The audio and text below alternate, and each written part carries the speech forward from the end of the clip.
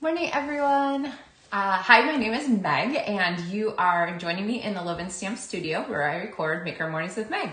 So today's video is going to feature our new highlight for the month of June, the Citrus Blooms stamp set and dies, and the, of course, the coordinating designer series paper and the gems and so forth, all the goodies in the whole suite. So we are, the suite's called Mediterranean Blooms, and I think that you guys are gonna love it as much as I do. It is kind of an easy pick for us here because orange and blue are our colors for the University of Illinois and for our local high school. But I think it appeals to everyone, actually. It's just absolutely beautiful color. And so we are going to do some simple die cutting today and feature the papers, which are these guys here. And I'm going to show you how the dies can be used to get super easy oranges or lemons, because it works for both, ready to go. So with that, let us switch our camera over and we will get started stamping. All right, so today's video is pre-recorded. You might have figured out, but don't let that stop you from saying hi and doing all the things. So I'll get to see your comments later and hear all about. So looking forward to seeing what you guys think of this. So Citrus Blooms, was it one of your initial favorites, or are you waiting to be convinced? Either way works. But we're gonna go ahead and we're gonna start with a sheet of basic white cardstock. So this is just a half sheet card, and it is 4 1/4 by 11. Remember, you always want to score the center when you're folding cardstock the long ways, especially with the thick, basic white thick cardstock. I really like the feel of this for just a little bit heavier card base when I'm doing white. So, all right, we're gonna take this and we are going to cut out some oranges. Now, I know you're thinking, oh, you already cut out the big one that was the best one on the page. Don't worry, there's no real best one with this card design. So what I'm gonna do is take our dies. There are some great ones here. We're gonna use this fancy one too, and lots of accessories that we'll use on another card. But I'm gonna go ahead and take these dies and place them on our designer series paper. So they are a match. You just have to keep rotating. I had a moment of panic there. They are a match for the oranges. There's this kind of orange bundle with 3 oranges on it. And then there's this orange bundle here with 2 oranges on it. And all of the oranges, even though it doesn't look like it, all of the oranges match. They're either the 3 or the 1, the 3 or the 1, the 1. So you'll be able to cut all of them out. And even though they're off the edge of the paper, I'll show you how we're gonna make the most of that. So this is a lesson that will apply no matter what designer series paper you're cutting. Let's go ahead and switch our camera and join me at my die cutting machine.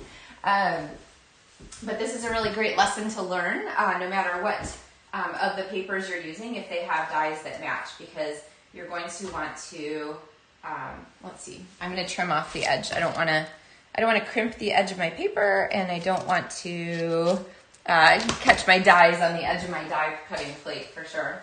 All right, there we go. So no matter what paper you're die cutting from, if it's a paper where Stampin' Up! Has dies to match the designer series paper, this is a trick that you can use. So let's bring this back here, and we have our pieces here ready to go. And you can see that we've just cut out these super gorgeous paper shapes. All right, so of course you could use this for something if you want to. Probably, I'm not gonna worry about it. I haven't looked to see if the little flowers are matching the dies. I wouldn't be surprised if they were, but no promises either way. So I guess the person in me who has to check and see that, I'm gonna have to set that aside just in case I can cut those out too. All right, so now when we make our card, what we're gonna do is we're gonna pop these up against the edge of things. This one has a little add-on here, because that is going to let us make the most of them, okay? So you could put them all the way out to the edge like that. We're gonna keep ours in just a little bit more, but we're gonna make a frame to go along with this. And for that, we're gonna use our dies again. So we're gonna use this one here. And I have kind of two different thoughts about this one. So I'll kind of show you both as we go here. But this, there's those flower dies that might fit. This is actually 3 dies here. It is, well, just let me throw them apart. The frame here, the floral leafy die cut frame, and then the center part. So it gives you 3 different options. You can use just this piece, you can use just this piece, you can use just the outside. But I'm gonna go ahead and set this on navy cardstock. So this is Night of Navy. And I'm gonna go ahead and put down our outer frame and then our inner frame. And if you're going to cut these all the dies, I would recommend cutting them all at the same time, and including this last center one, because then you don't have to worry so much about lining them up. You can really see here whether they're already lined up. And then I also highly recommend using some washi tape to just hold them in place, because you really don't want them to shift on the plate and overlap each other. That's really, really hard on the dies. So they don't like to cut metal. So then we have our piece here, and we're gonna go ahead and run this through our die cut machine. So I had one that I cut partially, but then I forgot to do the center part, and I kind of like the center part. I think you guys will like it too. So we'll just go ahead and do this one. Now, when I have a die that's this detailed, I really prefer to run it through a couple of times. So there's 1, and then I'll just run it back, and there's 3, and we're in here, and I'm standing on the side, so maybe we'll just do 4. Extra muscle work out here. And then always flip it over and look at the back side to make sure all the lines look cut through, and they do. Our paper's just falling off here. And then we're gonna need our die cut brush, which you can see I like to keep things super handy here. There we go, in my drawer. It makes me think about our first episodes where we were doing LovenStamps studio tours and talking about organizing supplies. So, all right, so now we have our pieces here. I'm gonna go ahead and pop this out. And there we go. Okay, you see how gorgeous that is. Why is our color is like super yellow. Let's get that fixed here. There we go, I think. Okay, so there we have our very pretty blues here. So I'm going to pop this middle part out, and they just pop out pretty beautifully here, because we cut that so many extra times there, and you can see all the pieces just falling out. One trick you can do is to just kind of flex your paper just a little bit. You can also use this tool here that I grabbed. And sometimes I like to use this tool here before I take it out of the die. And sometimes I end up waiting and doing it after. So usually you don't have to poke too much. I probably could have run it through 1 additional time, but this will be good. All right. And then on the outer frame, we're gonna go ahead and we're gonna pull out the pieces from there. So there's our frame there. And this one I think is gonna come out mostly together. So when it's actually cut very thoroughly. The reason that it's getting caught is because there's so many little tiny pieces. Sometimes the overlaps get caught on each other. So it needs a little extra encouragement to pop out, but it's worth it. It's gorgeous die. All right. There is a foam mat that comes with this die cut brush, and you can pop that down and work through there too. I find on things that are really detailed like this, it makes me a little nervous. I don't really want things to get, ripped, because they're so when I'm holding it in my hand, I can really feel, so you can see that piece is just caught in there. I can really feel what's going on and make sure that the paper doesn't get ripped from my piece that I want left behind. So, all right, plus then you get confetti, leaf-shaped confetti. I'm just kidding, that's not like a great thing. It's kind of, there we go. Slide this all off to the side here. Okay, so now we have our 2 pieces here that are die cut. We have our centerpiece, we have our frame, and I'm gonna bring our card back in here, and put our frame on. Oh, I missed a little piece here. Okay, and put our frame on. There we go. And then we can add our orange slices or orange pieces. So, and these kind of could go any direction. They're not very specific. So feel free to slide them on wherever you want. I could do this. I could do this one up here. I could put, well, I guess upside down maybe isn't the greatest. I could do this way. I could do this one from the top and this one from the side. Oh, I kind of like that. I kind of like that one. Okay, so now it feels to me like we have this hole in the center, and this is where it's really handy to be able to pop this piece back in here. So let's go ahead and slide this underneath, and we're gonna put this in. We're gonna remember where that goes and go ahead and glue these down. Now this is where multi-purpose liquid glue is handy, and I'm gonna go ahead and keep these in the same orientation and just do a little bit. And remember with this glue, if you can see it, it is enough. So I just like to look for the easy spots, the ones that are really wide, and I can easily pop some glue onto them without worrying about it overlapping. So, or coming out, squishing out the edges. All right, and as with this glue, you guys know I love it. And it is a great, it sticks really, really well. It just takes a little extra time to grab, a minute or, a couple seconds at least. So I'm just gonna layer my black on there while I add some glue to this piece.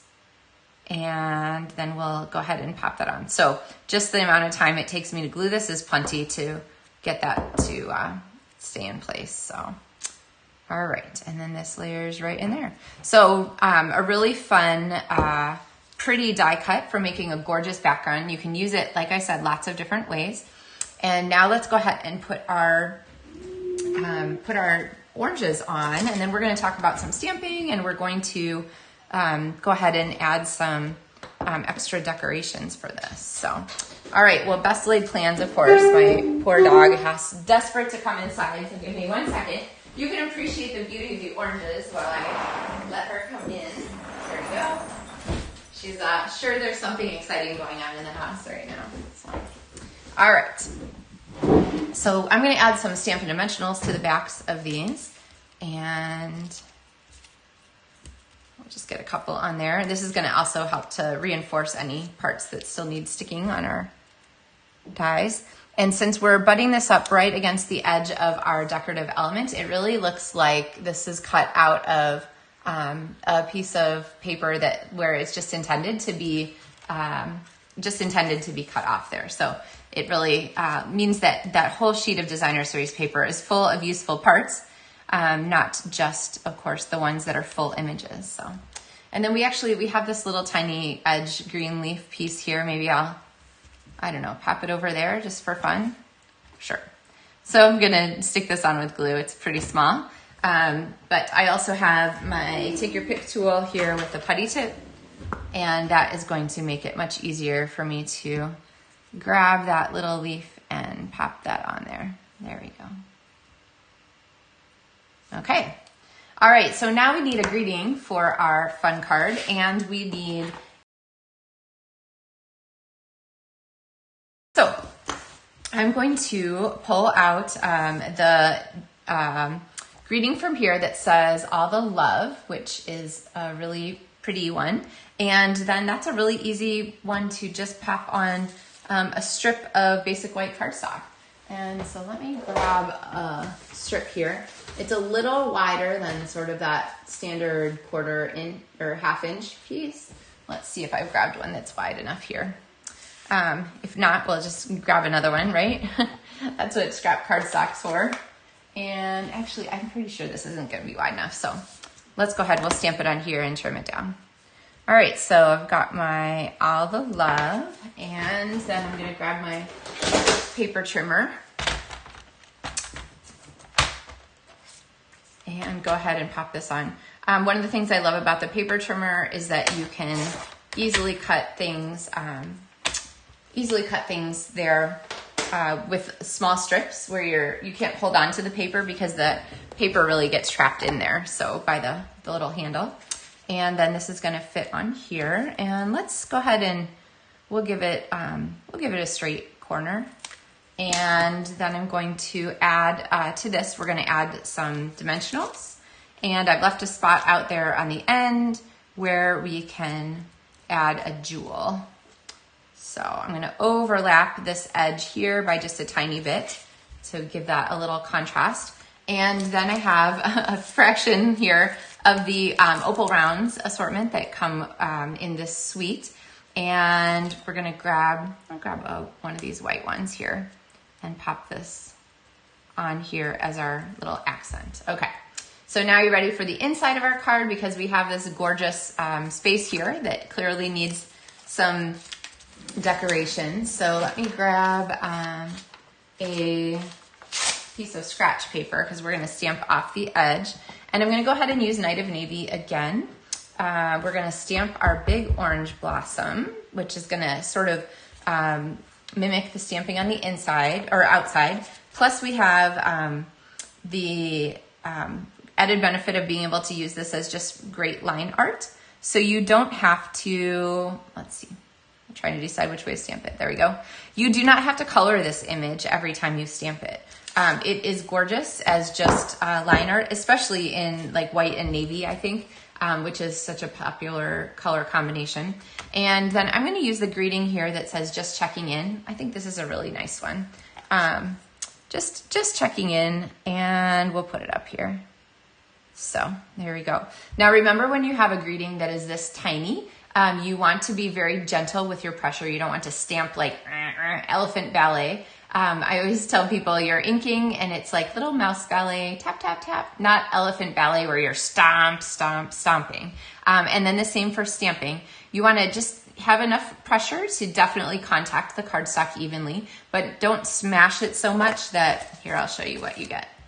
Don't smash it so much that you end up with a really messy font and catching edges here, okay? You see the difference there? So if you're finding that sometimes your super fine images are coming out a little bit splotchy, check your pressure. Just be a little bit more gentle when you're stamping, enough to make sure it's touching the card, and then just hold it for a second to give it a chance for the ink to transfer. So, all right. So with that, we have our next of our orange blossom cards. I shared one with you. It was actually in the last month.